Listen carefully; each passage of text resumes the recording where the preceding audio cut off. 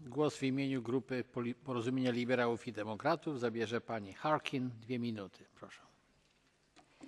Thank you, Mr. President. First of all, I'd like to congratulate the rapporteur on a very comprehensive and indeed well-argued report. I broadly support her position, although I'm not sure that I would like to replace the term market failure with market inefficiency. Market failure can and does occur.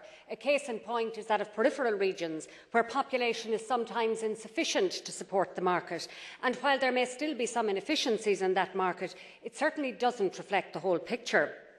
In particular, I support the rapporteur where she asks that the Commission takes into account state aid granted by the EU's international competitors, and I also support Amendment 9, which is in the same vein.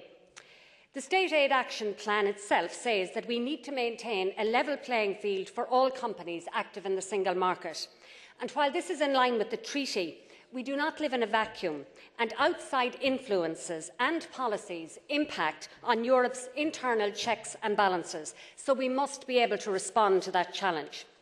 One concern I have about the Commission's document is that it focuses strongly on aid for innovation by SMEs. We need to be careful that we do not discriminate against large firms, because we could seriously hinder efforts in building networks and linkages of large multinational companies into EU innovation systems. We must be very vigilant that we don't encourage large firms to move their research and development and innovation activities outside of the EU. 2 final points very briefly, Mr. President. I strongly support the suggestion that the EU should step up its efforts to meet the target of 3% of GDP investment in R&D.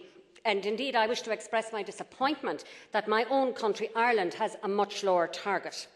Secondly, I support using state aid to encourage innovative research into renewable energy technologies, in particular supplying equipment to process biomass, biofuels, etc.